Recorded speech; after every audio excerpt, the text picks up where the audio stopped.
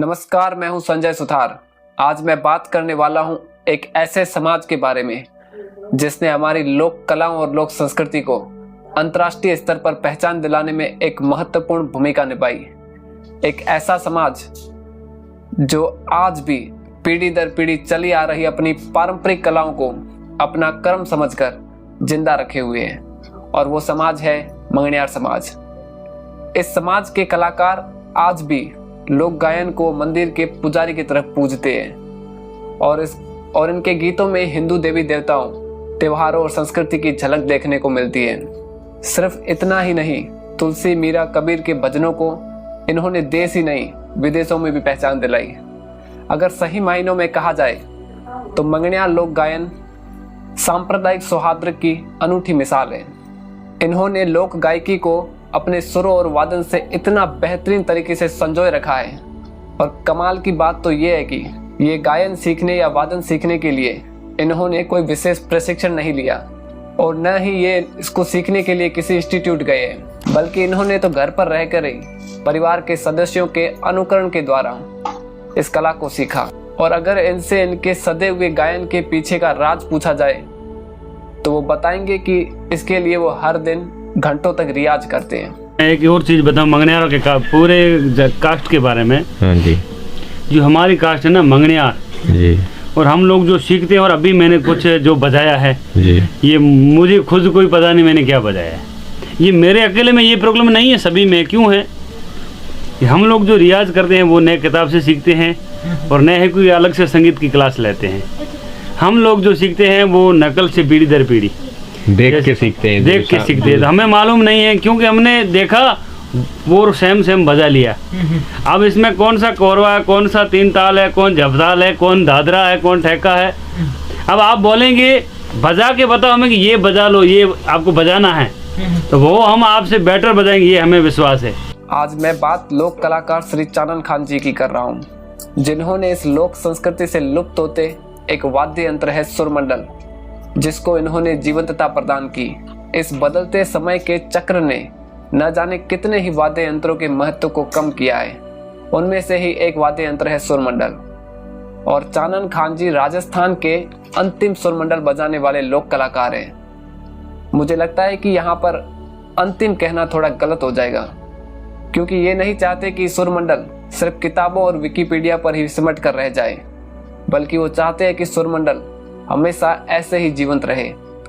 इसलिए ये कहना सही रहेगा कि चानन खान जी लोक कलाकारों में राजस्थान के एकमात्र सुरमंडल वादक हैं।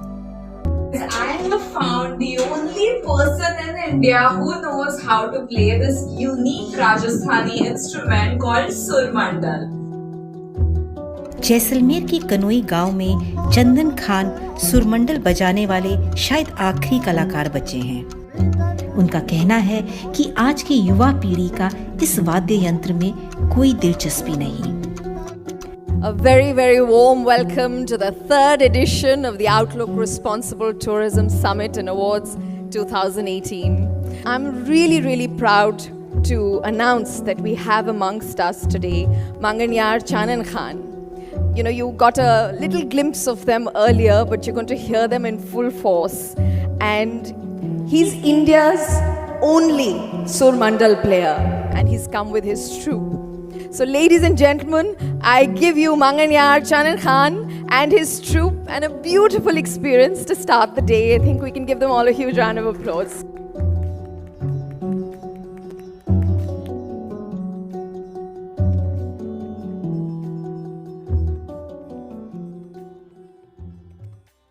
मेरा नाम चानन खान सन ऑफ मुराद खान जी, कालेट, मंगनियार मिरासी।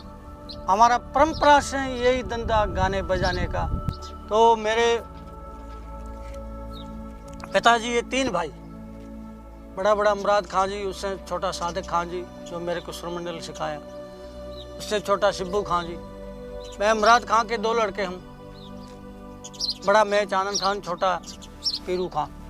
सारंगी मेरा पिताजी बजाता था, कुछ भी जो राग रागनी वो पूरी मेरे पिताजी जानता था। और शबराज वो कविराज था, वो किसी पर कविता जोड़ते थे। और स्वराज एक हमारी जो जजमाना में रियाण बोलते, रियाण होती है, शादी ब्याहों की लड़का होता है तो गांव वाले इकट्ठे होते हैं, उनको हम रियाण बोलते हैं। तो उस पर जाते 2-2, 3-3 घंटा, 4-4 हमको स्वराज करना पड़ता है जजमाना में। तो हमारी खानदानी परंपरा से गाने बजाने की, और अच्छे गायक हमारे कनौई में ऐसे ऐसे हो गुजरे हैं, उसका कोई क्या तारीफ करे, उनका क्या जवाब था। मेरा नाना जी सुरमंडल बजाता था उसी टाइम में। नाना जी वो एक ही बजाता था सुरमंडल पूरे जिले में। वो ख़त्म होने के बाद श्रीमंडल पड़ा रहा, पुराना हो गया। मेरे चाचे जी सादिक खान ने देखा, वहाँ से ले आए, बजाया और सीखा, बहुत अच्छा बजाते थे। और श्रीमती इंदिरा जी इधर पधारे कनौई में, स्कूल में आए, और दुनिया कई इकट्ठी हो गई। और उसी टाइम हम आगे ढोल बाजा लेके स्वागत में थे। दुनिया ने हमको घेर लिया।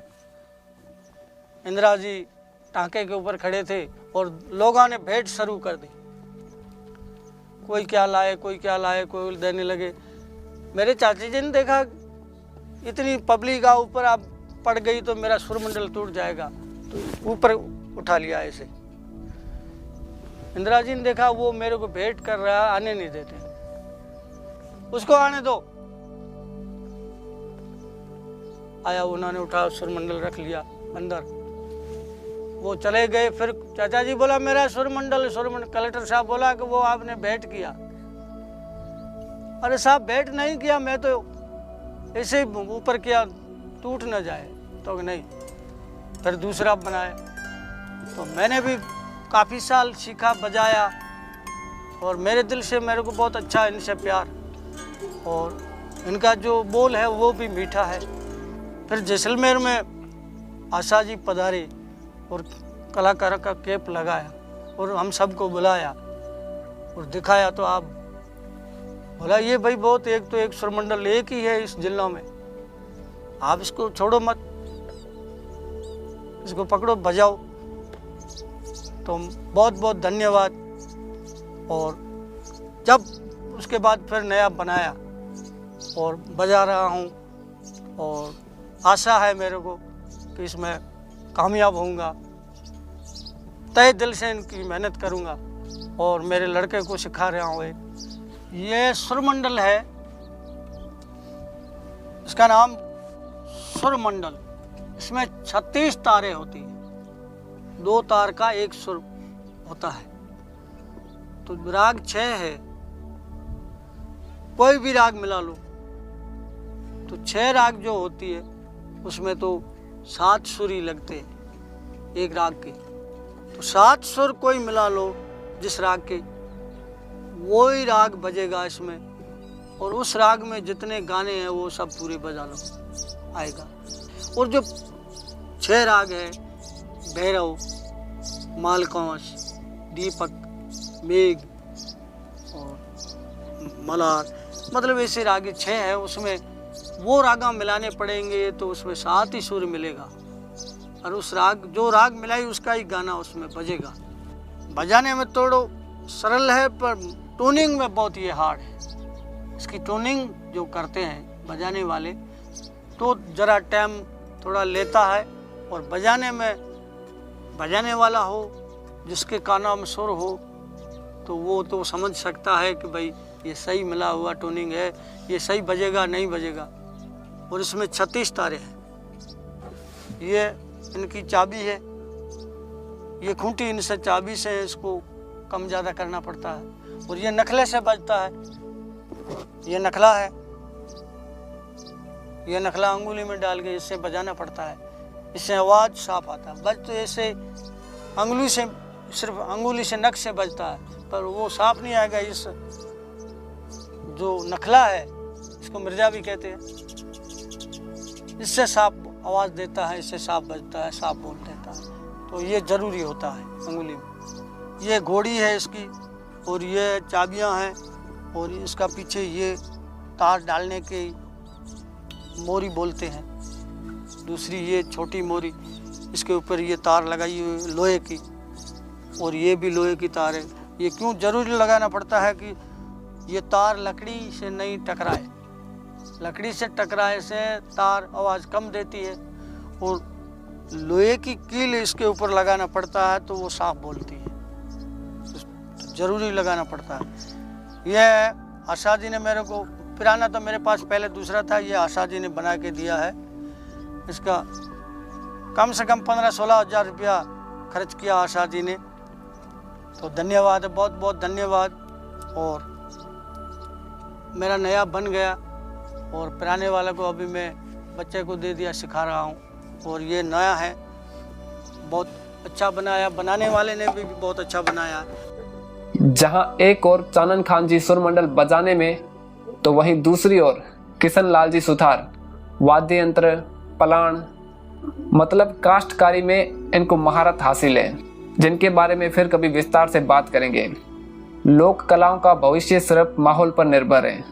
अगर माहौल सुनने और समझने का है तो लोक कलाएं आगे बढ़ेगी, और हमें लोक कलाओं और लोक कलाकारों के समर्थन के लिए माहौल तैयार करना होगा, लोक संगीत के लिए वातावरण बनाना होगा।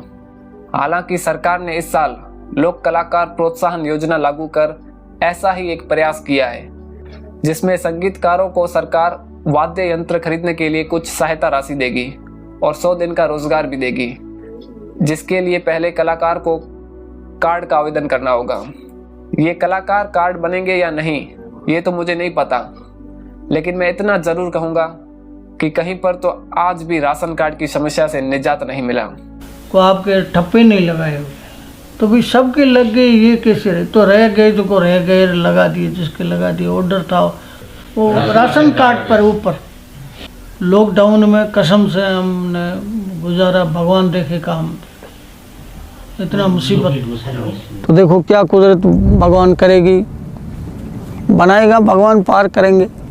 अंत में मैं सिर्फ इतना ही कहूँगा कि चानन खान जी ने इस वाद्य यंत्र सुरमंडल की युवा पीढ़ी से पहचान करवाई है, पर अफसोस उन्हें जो सम्मान, प्रोत्साहन और जो पहचान मिलनी चाहिए, जो वो डिजर्व करते हैं, वो उन्हें अभी तक नहीं मिली। एक कलाकार की कला कई रहस्यों को समेटे हुए होती है, इसलिए परंपराओं का सम्मान किया जाना चाहिए और लोक कलाकारों को अवसर मिलने चाहिए। नहीं तो ऐसी दुर्लभ धरोहर आने वाली पीढ़ियों को शायद किताबों में पढ़ने को मिलेगी।